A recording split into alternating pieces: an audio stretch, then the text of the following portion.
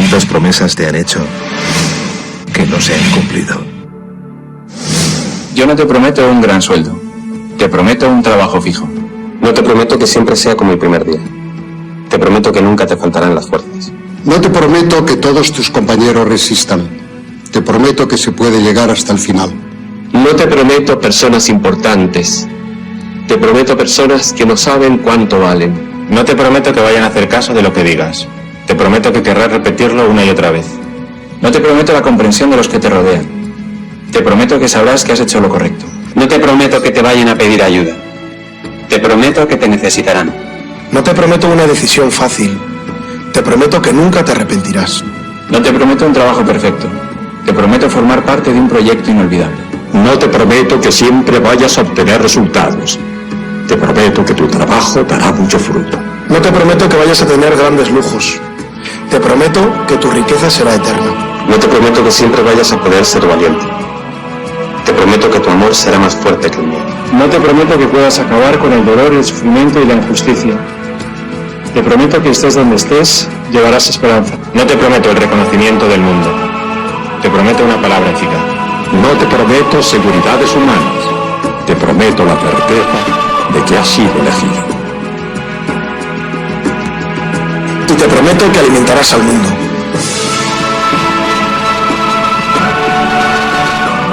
Unirás corazones. Acompañarás a los que sufren. Confirmarás a los que quieren ser fuertes. Experimentarás con ellos la verdadera alegría. Sumergirás a los hombres en la verdad. Y serás sacerdote, testigo de Jesucristo.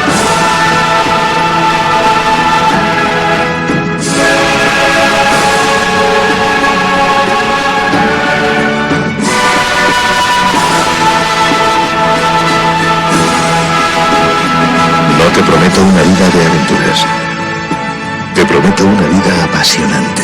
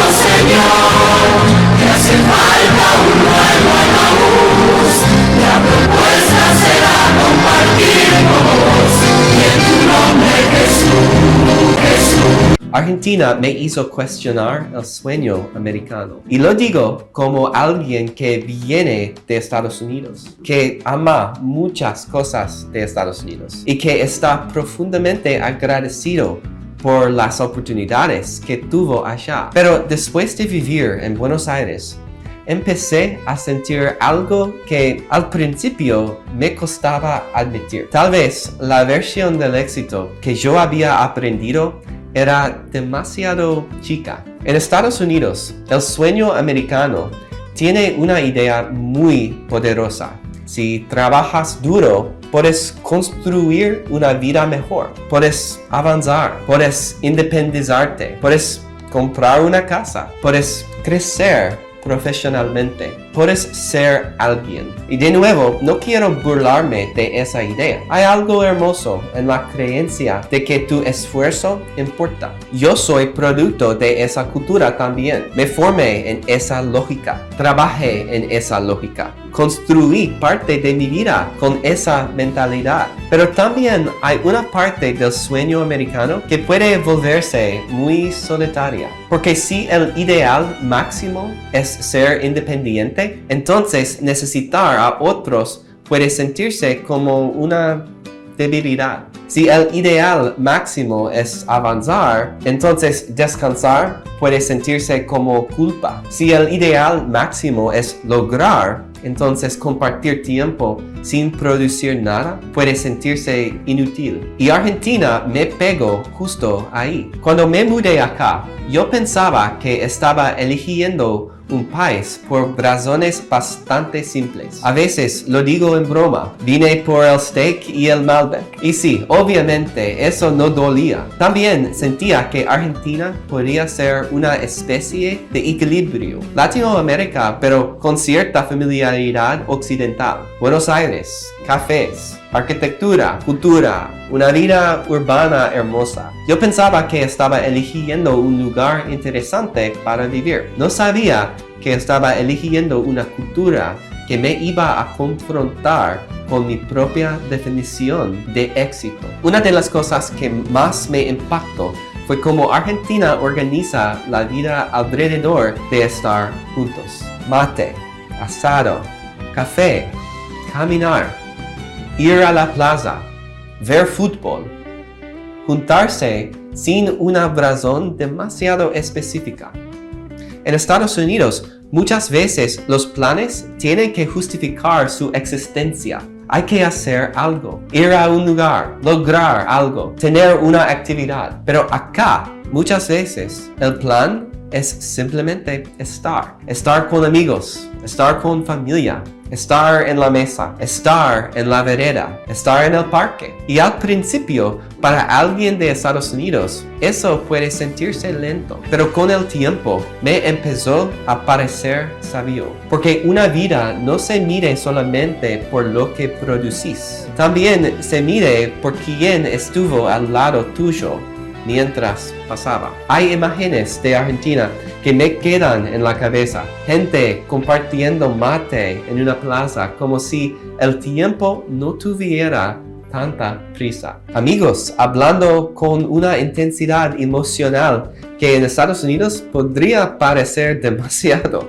Personas diciendo sin vergüenza que tienen terapia. Más tarde, familias caminando con chicos en monopatín por una ciudad que no es perfecta, pero que se vive. Y una escena que para mí resumió mucho, una nena en McDonald's eligiendo su juguete, con la mamá sosteniéndola, la empleada mostrándole opciones y una fila de personas esperando sin destruir el momento. Nadie parecía decirle con el cuerpo: apúrate, estás molestando. Era como si todos aceptaran que ese pequeño momento también importaba. Y para mí eso fue un choque cultural, porque en una cultura muy orientada a la eficiencia, los momentos humanos muchas veces se sienten como obstáculos. En Argentina muchas veces siento que la vida humana interrumpe la eficiencia y la cultura lo permite. No siempre, no perfectamente, no de manera idealizada, pero más de lo que yo estaba acostumbrado. La paradoja de Argentina es que puede ser un país muy difícil, pero también muy humano. Y eso me obliga a hacerme una pregunta incómoda. ¿Qué es una vida rica? Una vida rica es solamente tener más estabilidad, más consumo, más ingresos, más seguridad individual. O una vida rica también es tener gente que te llama, amigos que te abrazan, una mesa que se extiende, una cultura donde hablar de lo que sentís no siempre es visto como una carga. En Estados Unidos, muchas personas tienen más comodidad material, pero también hay mucha soledad, hay mucha independencia, sí, pero a veces esa independencia se convierte en aislamiento. Hay mucha eficiencia, pero a veces esa eficiencia deja poco espacio para la ternura. Argentina no me enseñó que el sueño americano sea falso, me enseñó que está incompleto. Porque sí, necesitamos estabilidad, sí, necesitamos oportunidades, sí, necesitamos trabajo, dinero, organización, futuro. No voy a romantizar la inestabilidad económica. No voy a decir que la plata no importa. Importa muchísimo. Pero también aprendí que una vida puede fracasar emocionalmente, incluso si parece exitosa desde afuera. Puedes tener una buena carrera y estar solo. Puedes tener una casa hermosa y no tener una mesa llena. Puedes ser independiente y sentir que nadie realmente te necesita. Y acá, en Argentina, encontré una cultura que me recordó algo muy básico. El ser humano no está diseñado para vivir como una isla. Por eso, cuando hablo de Argentina, no estoy diciendo que todo sea perfecto. Estoy diciendo que esta cultura me mostró una dimensión de la vida que yo había subestimado. La dimensión de la presencia, de la comunidad, del afecto, de la dependencia sana, de la conversación larga, del abrazo que no necesita explicación, del plan improvisado, del venite que cambia el día. Tal vez el sueño americano me enseñó a construir una vida, pero Argentina me enseñó a habitarla. Tal vez Estados Unidos me enseñó a avanzar, pero Argentina me enseñó a quedarme en una conversación, a quedarme en una mesa, a quedarme en un momento, a quedarme en un país que al principio elegí por el steak y el Malbec, pero que terminó enseñándome una forma más completa de entender el éxito. Y esa es, para mí, la verdadera pregunta. No si el sueño americano está bien o mal, sino si necesitamos ampliarlo. Porque una vida exitosa no debería medirse solamente por cuánto lograste solo. También debería medirse por cuánto amor, cuánta comunidad, cuánta humanidad pudiste compartir en el camino. Y eso, de alguna manera, es lo que Argentina me está enseñando. Y ayer mandaste un texto que dice 56,4% de la población está de acuerdo con esta frase, y la frase es la siguiente: no estoy de acuerdo con lo que hace Milei y creo que hay una alternativa mejor. Contanos un poco más en extenso tu propia interpretación de este resultado y en el contexto de qué estudio de mercado, estudio de opinión pública fue realizado. Te digo que este estudio forma parte de un estudio sistemático mensual que hacemos entre la Sastrería y 3.0, la empresa de Sheila Wilker, que se llama ¿Qué tienen los argentinos en la cabeza? Nos llamó mucho la atención una frase que circuló por ahí que decía, hoy por hoy Javier Milei no tiene con quién perder una elección. Muy interesante, no tiene con quién perder una elección. Entonces nos preguntamos qué es lo que está pasando en términos de opinión pública con el gobierno de Javier Milei. Y la pregunta que hicimos es la siguiente: pensando en la situación política actual, ¿cuál de las siguientes frases representa mejor su opinión? ¿Estoy de acuerdo con lo que está haciendo Milei? No estoy de acuerdo con lo que hace Milei, pero no veo una alternativa mejor, o no estoy de acuerdo con lo que hace Milei y creo que hay una alternativa mejor. La primera de ellas, estoy de acuerdo con lo que está haciendo Milei, 29,1% del electorado, es decir, los 30 puntos que Milei sacó en la elección Exacto. general, primera vuelta, y es el núcleo duro que Milei mantiene. No estoy de acuerdo con lo que hace Milei, pero no veo una alternativa mejor, 11,2. En realidad, si sumás los 29 más los 11, tenés los 40 puntos que Milei sacó en la elección de medio término no hace mucho tiempo. Exacto. Pero cuando vas a no estoy de acuerdo con lo que hace Milei, creo que hay una alternativa mejor, 56,4. Entonces, para aquellos opositores que se entusiasman con esta cifra, el tema es ese 56,4, cuando lo cruzás con otra pregunta, que es ¿de cuál de las siguientes fuerzas políticas o espacios políticos usted se siente más cercano? Te encontrás con lo siguiente: que no estoy de acuerdo con lo que hace Milei, creo que hay una alternativa mejor. Tenés casi el 94% de los cercanos a Fuerza Patria, es decir, al peronismo. Pero tenés un 41,1 de los cercanos al PRO y un 88,6 de los cercanos a la izquierda política. Espacios que no se van a sumar a ese candidato supuestamente peronista.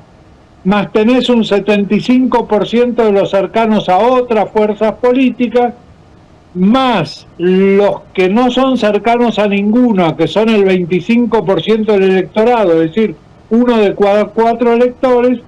La mitad de esos creen que hay una alternativa mejor. Por supuesto, no todos piensan que la alternativa es el peronismo.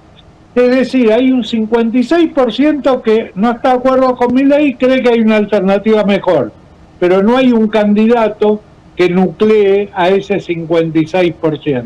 No, y más grave. De ahí viene, hoy por hoy, Milei no tiene con quién perder la elección. Claro, y más grave desde el punto de vista de la oposición. A ver si entiendo bien, de ese 56% que piensa que hay otro candidato mejor que Milei, ¿qué porcentaje es del PRO de ese 56%? ¿El 40 de ese 56 es correcto? ¿Entendí bien? Perdón, ¿qué pasa con el 40 del 56? Mi pregunta es, del 56% que cree que hay otro candidato mejor que Milei, Sí.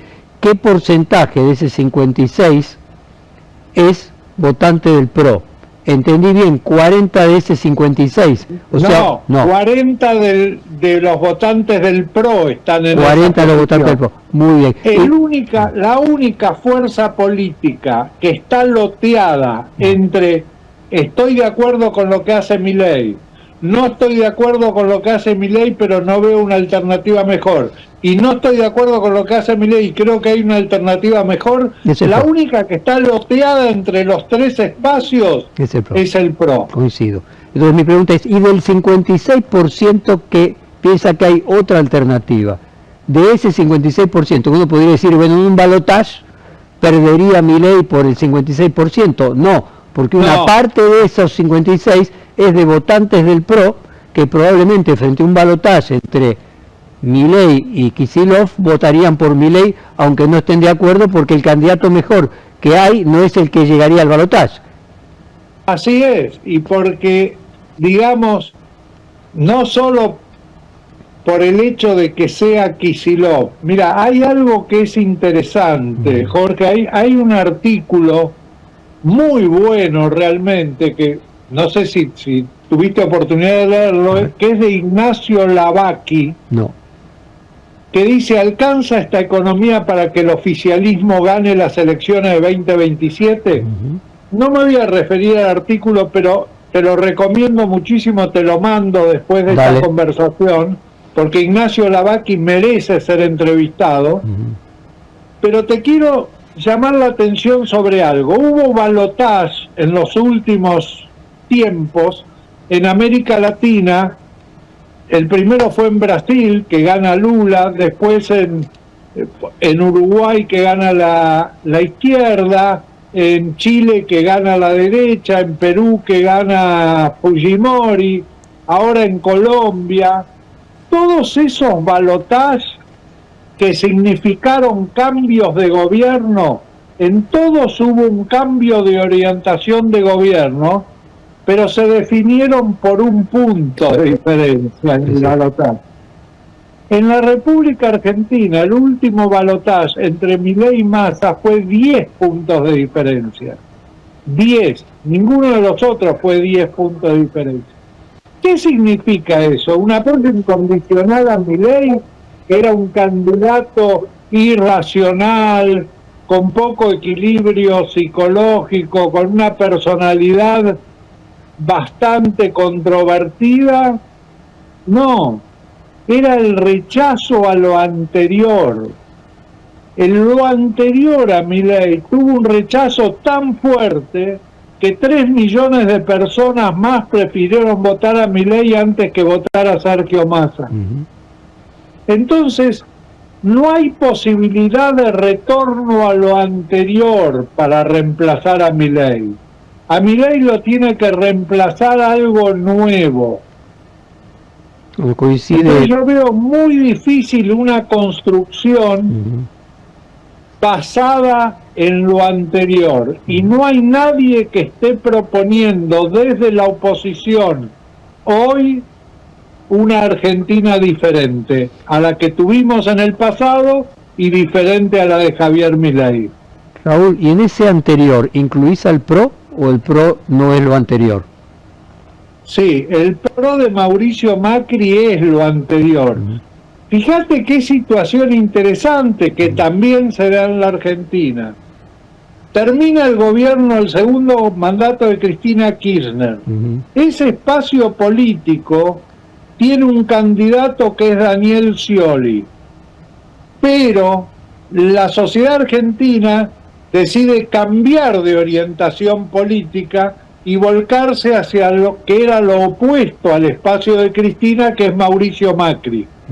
Gobierna 4 años Mauricio Macri y la sociedad argentina decide cambiar y volcarse a lo opuesto a Mauricio Macri. En la general ni siquiera hay balotaje. Mirá qué fuerte el fracaso frente a la opinión pública. Y gana nuevamente el espacio que antes había sido reemplazado. Alberto Fernández con Cristina Fernández. Gobiernan durante 4 años y la sociedad argentina decide cambiar, ya no lo opuesto, porque lo opuesto había fracasado, cambiar hacia lo desconocido, hacia lo profético, hacia lo mesiánico. Es un cambio bravo ese, ¿no? Te escucho y me suenan las palabras de Jaime Durán Barba, quien insiste más o menos con el mismo planteo respecto de que el único oponente que tenga posibilidades de ganarle a Javier Milei sea alguien nuevo, nuevamente un outsider, nuevamente alguien que comparta las características de ser una novedad en la política como Milei. Ahora, no es fácil que surja, y mucho menos si hubiera paso en junio del año próximo, tienen que estar presentadas las listas de los acuerdos electorales y las candidaturas. Es difícil que surja en menos de un año o en un año un candidato, una organización política que le pueda ganar al actual oficialismo. Hecho este prólogo, te pregunto, si viniera un inversor extranjero y te preguntara, dígame Raúl, ¿qué posibilidades tiene de 1 a 10 Javier Milei de ser reelecto? ¿Vos le colocarías un porcentaje importante de esas posibilidades? Sí, hoy en día te diría 7-8 puntos. Hoy. Pero hay posibilidad de construcción de algo diferente. Mirá, en una charla de los viernes de Pizza Piola, donde se junta gente del periodismo y de la política, y qué sé yo, con preferencia de periodistas, uno preguntó, si el principal problema de febrero del año pasado es la corrupción en la Argentina, ¿no habría que llamar a una manifestación masiva en contra de la corrupción? Y otro preguntó, sí, se podría, pero ¿quién se anima a convocarla? Exactamente, nadie tiene autoridad porque cada Así es. una de las fuerzas políticas tiene exactamente el mismo problema. Solo alguien nuevo, podríamos decir. Exactamente, debería aparecer alguien nuevo. ¿Va a aparecer alguien nuevo? Y no sabemos, digamos, hay cosas que te llaman la atención. Primero es el lanzamiento prematuro posible que hizo Dante Gebel y que dijo después del Mundial decidimos si llego a tener un programa económico, etcétera. Dante Gebel es un outsider y tiene esa cosa del pastor evangélico. Acordate, en Estados Unidos los pastores en contra de la corrupción, en contra de la prostitución, en contra del juego, etcétera. Tiene una posibilidad. A mí me llamó la atención, no sé si a vos también, pero me llamó la atención cuando le entregan el doctorado honoris causa a Daniel Haddad. Está todo el círculo rojo presente, absolutamente todo. Y según dicen, Daniel Haddad tendría ciertas intenciones de probar la carrera política, que es una de las pocas cosas que le falta probar en la Argentina. Por otro lado, se habla de Jorge Brito también, que estaría interesado. Bueno, hay que ver qué piensa. Hay un sector de la sociedad que piensa que la política de Milei debería seguir, pero Milei no debería seguir. Y están mirando para otro lado. Por otro lado, tenés a Patricia Bullrich, que también tiene aspiraciones. No sé, puede ser. Perdón, y me olvidé entonces de hacerte esa pregunta fundamental. ¿Patricia Bullrich es parte del pasado? Bueno, es un fenómeno muy particular, Patricia Bullrich.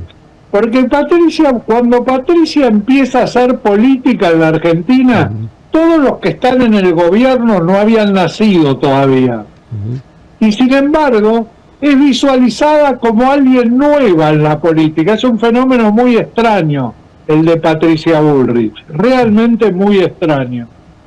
Bueno, porque probablemente, digamos, adquiere este protagonismo presidencial recién últimamente, mientras que en el pasado era una figura más secundaria, ¿no? Entonces puede ser, es muy posible que sea como vos decís, y no te olvides que hay un hombre cuya última aspiración es ser candidato y ser elegido presidente, que es Sergio Massa. Digamos, es muy posible que muchas de las figuras que ahora son lanzadas, detrás de eso esté una estrategia política del sector de Sergio Massa, que a último momento termina diciendo, bueno, el candidato voy a ser yo. Raúl, voy a apelar a conocer la experiencia de los años 90, que generacionalmente no los permite hacer. Vos decías que en una de esas reuniones de los viernes en la pizzería aparecía que la corrupción, si la corrupción es el principal problema, ¿por qué no hay una marcha por la corrupción? Y la ironía de que no había quien convocarla. Pero si la corrupción fuera el principal problema de las elecciones en 2027, ese candidato disruptivo tendría que tener como característica ser impoluto respecto de cualquier hipótesis de corrupción. Para tener un discurso muy claro de que va a combatir la corrupción. La corrupción es el principal problema de la Argentina, pero el principal problema personal, cuando le preguntas a la gente, son los bajos ingresos. Muy bien. Entonces esto se parece bastante a lo que fue las elecciones en los años 90, cuando la convertibilidad funcionaba, donde los planteos eran más o menos así: a favor de la economía y en contra de la corrupción. De hecho, De la Rúa gana las elecciones planteando mantener la economía en contra de la corrupción. Si la corrupción sigue siendo el problema y la economía, o por lo menos se valora la baja de la inflación y la estabilidad económica, ¿imaginás un escenario 2027 parecido a alguno de aquellos de los 90, del 95 o del 99, donde el argumento sea mejorar, pero mantener la línea económica, pero tener un discurso muy duro en contra de la corrupción? Puede ser, especialmente puede ser un escenario de esas características en un sector de la oposición con posibilidades de paso. Si no hay paso, veo un escenario más parecido al del 2003, Y todo fragmentado. donde se presentan varios candidatos de un mismo espacio político.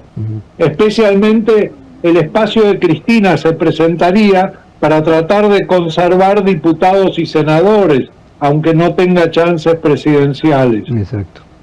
O sea, un escenario parecido al 2003, donde haya 3 candidatos peronistas, Cristina, Así es. o el hijo de Cristina, digamos, Kicillof, y un candidato que representa al peronismo federal, y luego probablemente en esa hipótesis se repetiría la posibilidad, no de 2003, sino la posibilidad en la que se gane en primera vuelta directamente por la fragmentación que hay en el resto, ¿no? Que si no recuerdo mal fue el escenario de Pero 2011. también puede ir el oficialismo dividido. ¿eh? Y ahí imaginás, cuando ves eso, el oficialismo dividido, ¿entre quiénes? Porque el problema de Patricia Bullrich casualmente es que por un lado el PRO tampoco la quiere mucho. No, bueno, vos sabés que esas cosas Se se perdonan. van construyendo a medida que se va recorriendo el camino y se ve la cercanía con la posibilidad de alcanzar el poder.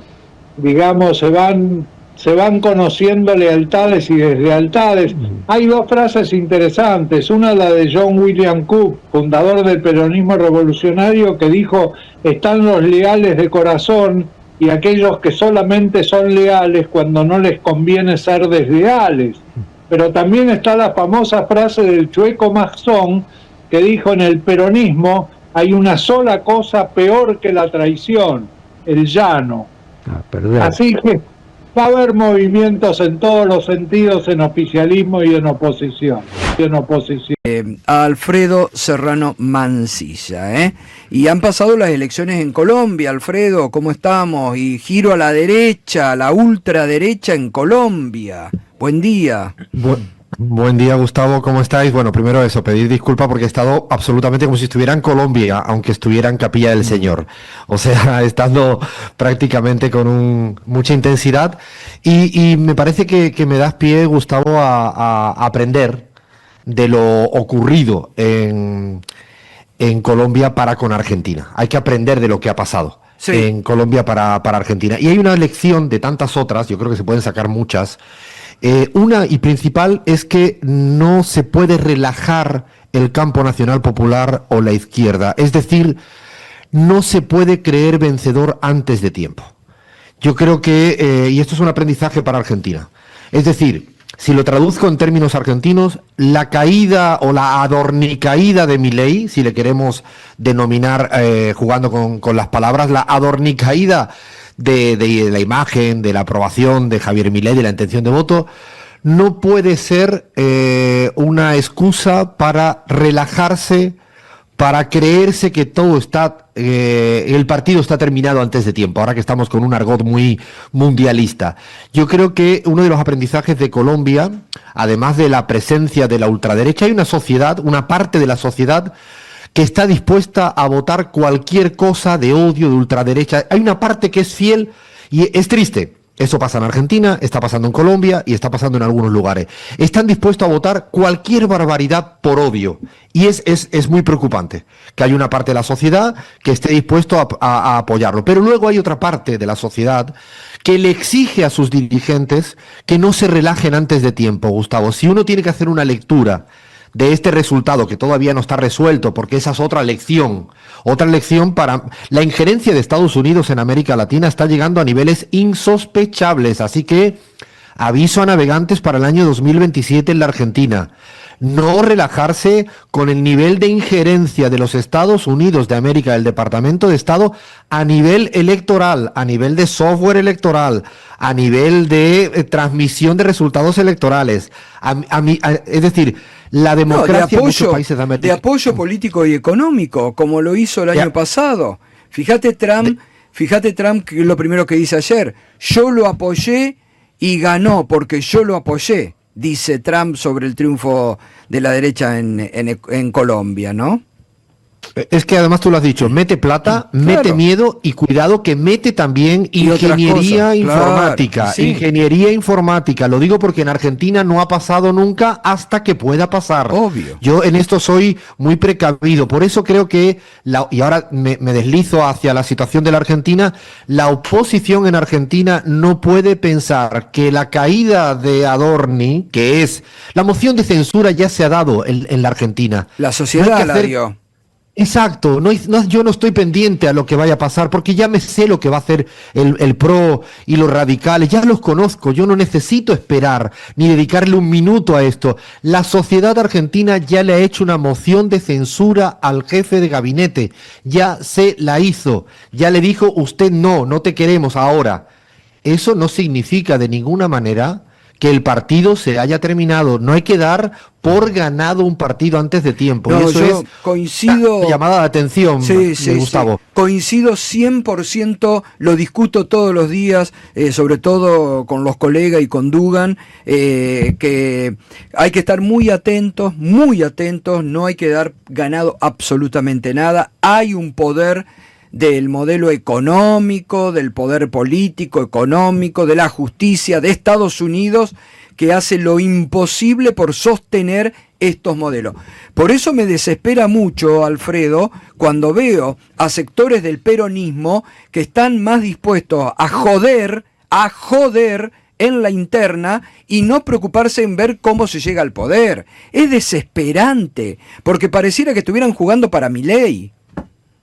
De hecho, y por eso voy en esa misma línea, esa misma preocupación que tienes, Gustavo, yo también le diría a los dirigentes opositores como sugerencias que dejen de hablar entre ellos, que hablen con la sociedad. O sea, no se llega al 2027 con posibilidades de ganarle a la derecha argentina y a la derecha internacional con lo que acabamos de decir, con plata, con miedo y con ingeniería informática. Van a poner toda la artillería pesada como lo han hecho en Colombia, como lo han hecho en Perú, o sea, están dispuestos a absolutamente todo. Si la dirigencia opositora se cree que esto es un juego de sentarse en una mesa, ir cambiando las sillas de posición, ir hablando entre ellos, ir colocándose en una foto, eso es un problema que ya se tuvo en el pasado y que si eso es así, el partido se vuelve a perder porque la política es dinámica. La política es muy dinámica y la derecha tiene algo que es, lo único que tiene claro, es que tiene un único candidato que se llama Javier Milei por ahora. Y tiene una orquesta que está dispuesta a tocarle. Por lo tanto, y yo soy de los que pienso, un poco a contracorriente, que el candidato o candidata opositora Javier Milei debería estar definido ayer. Total. No hay tiempo que perder. No termino de entender este juego de decir, esto no es una serie de Netflix, esto es política real y la política real exige que frente al desconcierto constante de Javier Milei y de lo que está pasando en el Congreso, que nadie entiende nada, o sea, el que no llega a mitad de mes no entiende absolutamente nada de nada, la oposición tiene la responsabilidad de no dar por el partido por perdido, y yo definiría o la candidatura, o las dos candidaturas, o las tres, o las 28 candidaturas, cuanto antes. No hay tiempo que perder, y repito que en Colombia ha sido muy duro el golpe porque todo partido se tiene que jugar hasta el final. Esto de los que dicen hay que dejar que se vaya erosionando Javier Milei, no funciona así la vida en la política. No, para nada. Jamás ha funcionado así. Exactamente, coincido 100%. Tenemos la misma forma de ver, la misma realidad, y reitero, y a vos te pasa lo mismo, creo, Alfredo, desespera ver dirigentes que no ven el partido grande, el partido final, y están viendo el chiquitaje cotidiano. Es desesperante, no piensan en cómo hay que construir una alternativa, están viendo ahí, a ver, en chiquitito, cómo desgastan a un hipotético rival, ¿no? Que hoy por hoy, les guste o no les guste, el único que está en condiciones de dar la batalla es Axel Kicillof. Y están buscando algunos sectores del peronismo ver cómo lo desgastan. Es una locura, suicidio político. Hay dos líderes políticos que en la oposición a Javier Milei son los que tienen realmente un volumen, un caudal y un apoyo. Se llaman Axel Kicillof y Cristina Fernández de Kirchner. Cristina Fernández de Kirchner no tiene, porque la justicia ha hecho una injusticia contra ella, la tienen presa injustamente y sacada de la carrera electoral injustamente. Y no puede ser. Y la única persona que puede ser y que además tiene una matriz ideológica muy similar a la de Cristina Fernández de Kirchner, yo creo que nos estamos dejando de engatusar por debates que son estériles y son improductivos, porque yo me pregunto, ¿dónde están las diferencias programáticas e ideológicas en la propuesta antimileísta que pudieran tener en una mesa Axel Kicillof y Cristina Fernández de Kirchner como líder y lideresas en este momento? Yo creo, y luego hay muchos otros actores políticos que son fundamentales. Hablo de Juan Grabois, hablo de Santoro, hablo de Miriam Bregman. O sea, yo creo que no hay que perderse en este gran partido, como tú planteas, y a mí me parece que hay un símil de la selección argentina de fútbol que es perfecto, y es que todos juegan a lo mismo, y además algo interesante, no infravaloran a ningún rival, no están subestimando a ningún rival, y eso me parece que yo creo que siento además este murmullo constante de decir no, hay que callarse para que Milei se siga. No, esto no funciona así. Los poderes fácticos son tan fuertes claro, que pueden hacer cualquier jugada Exacto. para resucitar a un muerto en términos electorales. Exactamente. Nos quedamos ahí, que ha sido fantástico este final, gracias, Alfredo, te espero el próximo martes. Abrazo. Te mando un abrazo fuerte, Gustavo. Gracias. Alfredo Serrano Mansilla, muy lúcido en esta mañana, advirtiendo lo que pasó en Colombia bien puede pasar en la Argentina. Los poderes fácticos son los que dominan en este momento, con el apoyo de Estados Unidos, juegan un partido, no quieren dejar el poder y quieren seguir dominando a través de estos esquemas de programas económicos. Y la verdad que hay que estar a la altura de las circunstancias. Algunos no lo están y lo vienen demostrando. Otro Carlos en este caso, Carly Bianco, el ministro de Gobierno bonaerense, se encuentra ya en comunicación con nosotros. Carly, buen día, ¿cómo te va? ¿Qué tal? Buen día. Gracias por atendernos. Carly, arranquemos primero por algo que pasó el fin de semana, que tiene que ver con un acto donde se pedía la liberación de la expresidenta, de Cristina Fernández de Kirchner. Ahí habló Máximo Kirchner y pareció en distintos tramos del discurso apuntar contra el gobernador de la provincia de Buenos Aires, particularmente con este episodio de reclamarle que él vaya a visitar a la expresidenta. Quería saber cómo habían tomado ustedes las declaraciones de Máximo Kirchner y qué veían ahí.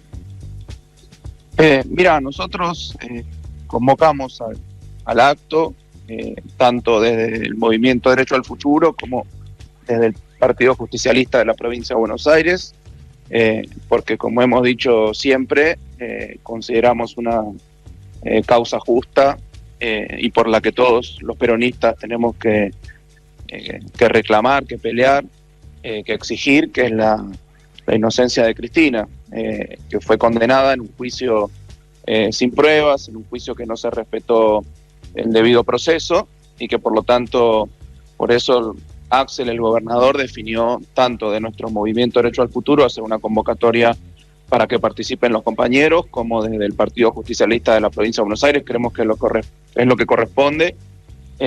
Después están las declaraciones, que cada uno las interpretará como las entienda.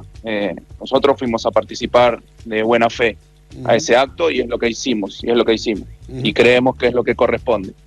Pero no vamos a entrar en interpretaciones ni calificaciones. La verdad que no era para eso el acto, además, no era para eso.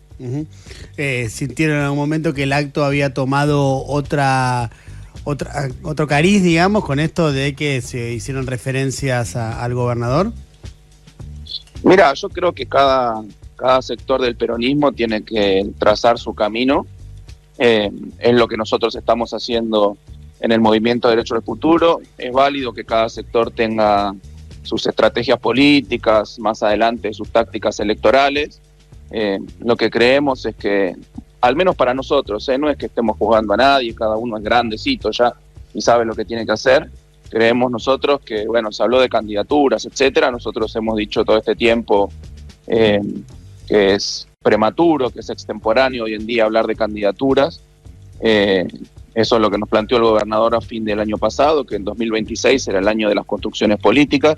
En eso estamos nosotros, recorriendo las provincias, recorriendo permanentemente el interior de la provincia de Buenos Aires, el conurbano bonaerense, y el año que viene veremos cuál es el mejor método para que el peronismo, para que el campo popular tenga sus propias candidaturas. Serán varias candidaturas, se definirán en las PASO o será una candidatura de consenso. Eso se verá, eso es futurología hoy en día, pero además nosotros, más allá de las construcciones políticas, etcétera, tenemos una obligación todos los días, que nos levantamos muy temprano, nos acostamos muy tarde, gestionando una provincia que está con muchos problemas justamente por los recortes que lleva adelante el gobierno nacional, por la falta de recursos, por la multiplicación de necesidades, por el abandono del Estado Nacional. O sea que nosotros este año nos dedicamos prioritariamente a esa gestión, a sostener económicamente, productivamente, socialmente la provincia de Buenos Aires, y después cuando termina la jornada laboral hacemos política. Y creo que cada sector sabe bien lo que tiene que hacer, se discutirá el año próximo. Nosotros creemos que el mejor instrumento para definir una candidatura, si es que hay más de un candidato, son unas PASO, y hay que se presente el que quiera representar al campo popular, y el que tiene más votos será el candidato. Así de simple lo creemos nosotros, así de simple. Carly, quien habló también ayer, no sé si llegaste a escucharla, es la diputada nacional Teresa García, que salió a defender a Máximo Kirchner y dijo textualmente, Axel no la fue a ver más a Cristina, y eso para nosotros los peronistas es todo un tema. Como verás, insisten de distintos sectores, todos vinculados a Máximo Kirchner, con esto de la visita a la expresidenta. Sí, no lo escuché realmente. Entiendo que hay algún sector que reclama eso. No es cierto, por lo pronto, no es cierto, porque la fue a visitar el año pasado el gobernador a Cristina, y nosotros a través de distintos contactos estamos permanentemente en comunicación indirecta, pero estamos en comunicación no solo con ese sector, con todos los sectores. Nosotros tenemos diálogo con todos los sectores, así que después es una cuestión hasta folclórica. Por eso nosotros mantenemos los contactos por las vías que corresponden, tenemos diálogo con todos los sectores y lo vamos a seguir teniendo, pero en el mientras tanto nosotros gestionamos la provincia más grande de la Argentina, la provincia que tiene las mayores necesidades de la Argentina, y estamos llevando adelante una construcción política que creemos que tiene que terminar generando el año próximo consensos, candidaturas, un programa político, un programa económico, que acá el verdadero problema es Milei, no es ni Cristina, ni Axel, ni nadie. El problema es Milei, y por lo tanto yo creo que los discursos, las intervenciones, las críticas no se tienen que centrar en el compañero, sino que se tienen que centrar a Milei. Y últimamente somos muy pocos los que criticamos todos los días a Milei. ¿Eso por qué lo decís? No, porque es la verdad. Porque es la verdad. ¿Sentís que hay sectores del peronismo que no le dedican tanto tiempo a la crítica a No, Milei? y me parece que hay sectores del peronismo que están más preocupados por criticar a los compañeros que por criticar a Milei, que es el verdadero adversario que está destruyendo este país. Cari, te hago una más a partir del episodio que se reavivó ahora de una causa que ya tiene más de 3 años, que es esta causa donde se investiga por enriquecimiento ilícito a Martín Insaurralde, Jessica Sirio y Sofía Clerici, y ahora se reavivó esta causa por el tema de los videos que conocimos el fin de semana. Quería saber cuál era tu mirada acerca de Martín Insaurralde. Martín Insaurralde, recordemos, fue alguien que por orden de Cristina Kirchner en su momento terminó siendo jefe de gabinete, y luego el gobernador lo echó una vez que se conocieron las imágenes ya célebres del barco bandido donde estaba Insaurralde con Sofía Clerici. Quería saber qué mirada tenías acerca de lo que está pasando. No, obviamente vimos los videos el fin de semana, creo que el domingo se hicieron públicos, el sábado.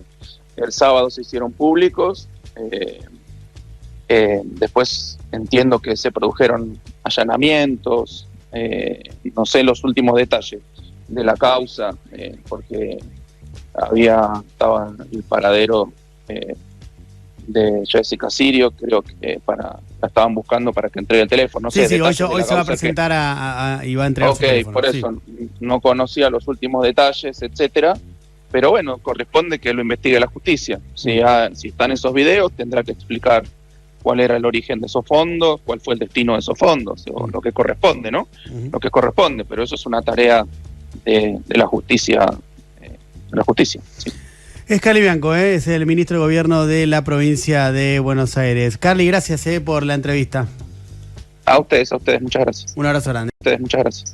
¿Qué va a quedar de la clase media si este modelo sigue adelante? ¿Hasta qué punto la peruanización de nuestro mercado laboral, el cambio de puestos de trabajo formales por changas o laburos en plataforma que lleva adelante la gente que pierde el laburo formal para sobrevivir, se puede mantener en el tiempo? Los últimos datos del INDEC lo que muestran es que el mercado laboral está ajustando por calidad en vez de ajustar por cantidad. Este gráfico muestra un procesamiento de lo que informó el INDEC y exhibe la variación interanual en cantidad de gente a lo largo de los últimos años. Claro, lo que uno ve es que se destruyen sistemáticamente puestos en el sector formal.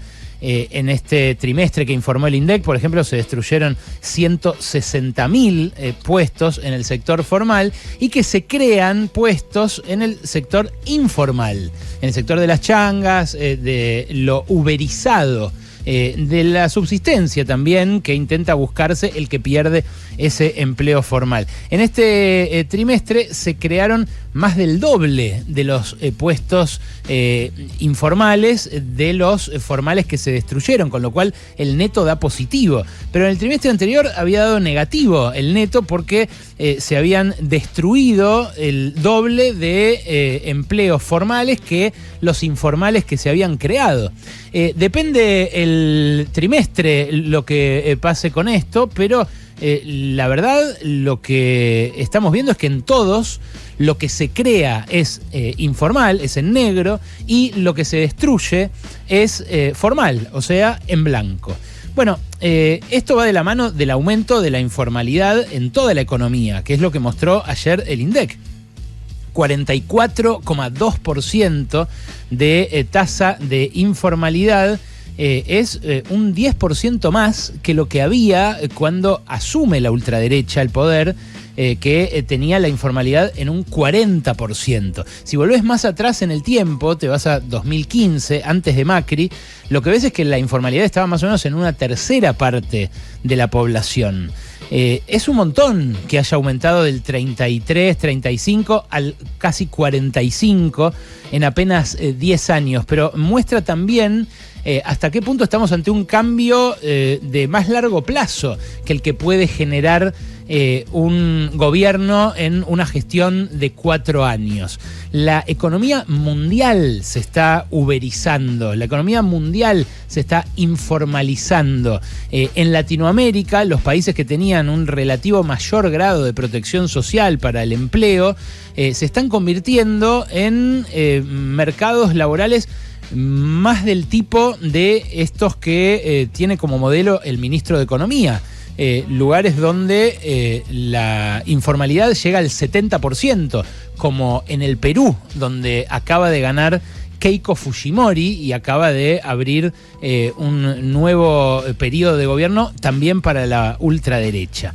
Claro, lo que crece ininterrumpidamente a lo largo de los últimos años, esa informalidad laboral, crece más en el último tiempo y es contradictorio con las promesas que hacía la actual gestión, que arrancó con la ley Bases diciendo que al flexibilizar las condiciones de contratación se iba a blanquear parte del trabajo que hoy está en la informalidad. Lo mismo dijeron este verano, hace 6 meses, con la ley de reforma laboral. ¿Qué nos encontramos? Que eso no se condice con los números, que las condiciones más flexibles de contratación que se impusieron primero con la ley Bases y ahora con la reforma laboral no están generando más puestos de trabajo en el sector formal, sino menos. ¿Qué pasa con el desempleo? Mientras tanto, bueno, el desempleo se mantiene en torno al 8%, casi sin cambios, lo cual exhibe un intercambio entre unos puestos y otros. En el neto, la cuestión en términos cuantitativos aparece prácticamente equilibrada.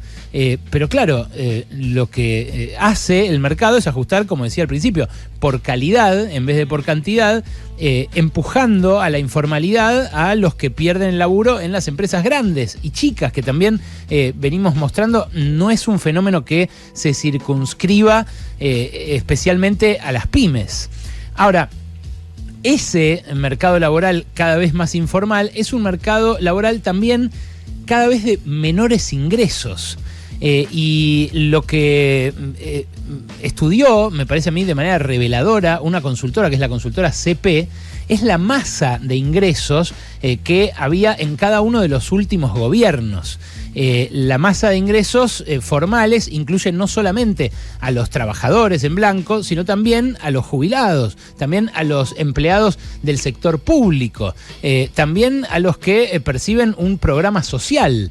Todos esos ingresos se licuaron primero cuando se estrelló el gobierno de Mauricio Macri con la mega devaluación de 2018, cuando la chocó toda Caputo en aquel momento, que se endeudó y se endeudó y se endeudó hasta que no le prestaron más y hubo que hacer subir el dólar al doble y después de vuelta al doble en menos de 6 meses. Pero también se destruyó de la mano de la inflación del gobierno peronista, de Alberto Fernández, que también terminó habilitando una mega devaluación de Caputo con Milei cuando ganaron las elecciones, que hundió de vuelta al ingreso. Entonces venimos en un declive de una década que deja debajo de esa línea que marcan los ingresos una masa de ingresos formales cada vez más chica.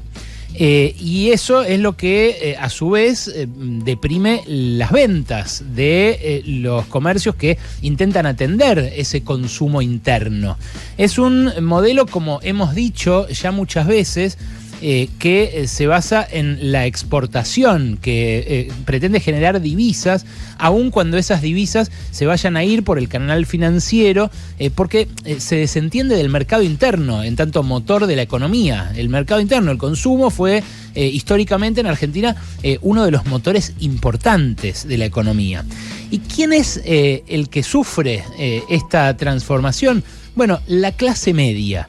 Porque la clase media históricamente estuvo ligada como imaginario al empleo formal, al empleo seguro, al comercio o a la profesión pensada para abastecer de productos o de servicios a ese mercado cuya masa salarial se está achicando. Y porque la clase media, además, se está extinguiendo en todos los países por razones tecnológicas. Esto lo dijo con mucha claridad un economista español que acá no es muy conocido, que trabaja como profesor de estructura económica en Cataluña, en la Universidad Ramon Llull, que laburó antes en el sector industrial en España, y que dijo esto que van a escuchar sobre la clase media. Se llama Santiago Niño Becerra, este economista que, creo yo, dice algo que se aplica muy claramente a la Argentina actual. Hoy en día, debido a la tecnología, la clase media está dejando de ser necesaria. O sea, se está produciendo un vaciamiento de puestos intermedios, de profesiones intermedias, y se está yendo a profesiones de altísimo nivel, personas muy preparadas, personas súper capaces, que tienen remuneraciones muy elevadas, evidentemente, y luego se está yendo a profesiones de bajo nivel, baja cualificación, bajo nivel de remuneración, y que no son sustituidas por tecnología, porque aún la tecnología para sustituirlas es cara. Entonces, la clase media literalmente ha dejado de ser necesaria, con lo cual está desapareciendo. Lo que dice este hombre sobre el fenómeno mundial de compresión de las clases medias es algo que acá vemos cotidianamente cuando alguien nos cuenta que ya quemó los ahorros, que se endeudó con la tarjeta de crédito, que ajustó en determinados gastos identitarios de la clase media, que se tuvo que mudar de barrio, por ejemplo, del barrio que habitualmente solía tener como vivienda. Lo que estamos viendo es que la clase media resigna mucho de eso que la definió históricamente. ¿Por qué? Y bueno, porque la clase media en un punto, como decía Joe Biden en Estados Unidos, es hija del sindicalismo. Y en la medida en la que esos derechos que supo conseguir el sindicalismo para determinados trabajadores que se empezaron a sentir parte de otra clase social, aunque dependieran de la venta de su fuerza de trabajo para vivir, en la medida en la que eso se debilita, bueno, también se debilita obviamente la clase media. Y lo que dice este economista, Santiago Niño Becerra, es que el problema es que dejó de ser necesaria la clase media, porque la clase media no tiene una historia tan larga en el capitalismo. Antes era bastante más clara la división. Una división entre los dueños y los que obedecían. Es algo que está volviendo de a poquito, pero que está volviendo con fuerza. Y claro, este catalán lo que dice es que ya no es necesaria. ¿Por qué no es necesaria? Por esto. ¿Y por qué nació? Nació por necesidad, una doble necesidad. En primer lugar, para garantizar una mano de obra un factor trabajo estable al sistema, y en segundo lugar, para comprar la paz social. Es decir, una persona, el objetivo de la clase media, en los años 60, recordemos, no en España, en general, ¿qué era? Tener una vivienda, ir a poder a comer fuera de vez en cuando, comprarse un coche, ir de vacaciones. Claro, este era el prototipo de la clase media, ¿no? A mí me resuena en las palabras de este economista lo que decía Beto Pianelli, me acuerdo, hace 25 años, el ahora lamentablemente difunto secretario general de los metrodelegados, cuando pulseaba en los primeros conflictos del subte, allá por el año 2000 y poquito, decía, nosotros, los trabajadores, tenemos que poder ir a comer afuera, ir a disfrutar de una película, no embrutecernos todo el día trabajando. Y claro, todavía estaba encendida en esa época la esperanza de que el trabajo te permita acceder a consumos asociados a la clase media.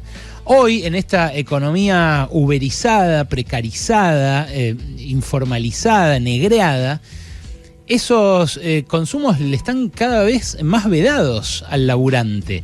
Ni que hablar al laburante del Estado, a esas maestras que tienen que hacer doble turno, que tienen que laburar enfermas en muchas provincias, porque si no les descuentan el presentismo, a esos policías que están cada vez más endeudados y que se suicidan cada 2 por 3 porque tienen un arma a la mano, a esos empleados municipales o provinciales que terminan el turno y se van a manejar en el Uber o a repartir paquetes para complementar el ingreso. Claro, a ninguno de ellos se les ocurriría el coche, comer afuera, las vacaciones, la casa propia. Son anhelos que en su momento tuvieron los laburantes en la medida en que se los permitió su propia organización y las condiciones en las que laburaban. Claro, eso fue un sello distintivo de la Argentina, como país con movilidad social ascendente, con posibilidades de crecer, con una mano de obra bien calificada. Todo eso está diciendo adiós de manera bastante precipitada, en un fenómeno que me parece excede a lo que hace Milei, aunque obviamente Milei, Sturzenegger y Caputo vinieron a catalizarlo. Lo muestran los números, pero también lo muestra la experiencia cotidiana de esa porción de la sociedad que se aferra a determinados símbolos de estatus, pero que cada vez puede comprar menos de eso que la hacía justamente una clase media. Una clase media. Pueblo que escucha, únete a la lucha. Pueblo que escucha, únete a la lucha. Pueblo que escucha, únete a la lucha. Pueblo que escucha, únete a la lucha. Pueblo que escucha, únete a la lucha. Pueblo que escucha. escucha, únete a la lucha. Pueblo que escucha, únete a la lucha. Pueblo unido, nunca vencido. Pueblo unido, nunca vencido. Y luche, luche, luche, no deje de luchar. Y luche, luche, luche, no deje de luchar. Por un canto de obrero, obrero y popular. Y luche, luche, luche, no deje de luchar. Pobre el pobre que no luche,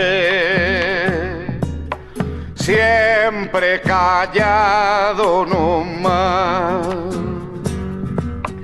Le han de robar su guitarra,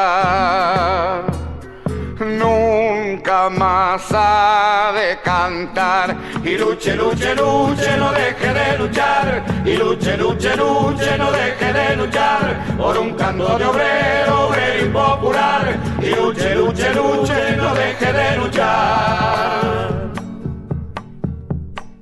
Pueblo que escucha, únete. ¿Qué cosas tiene mi pueblo que no las puedo callar?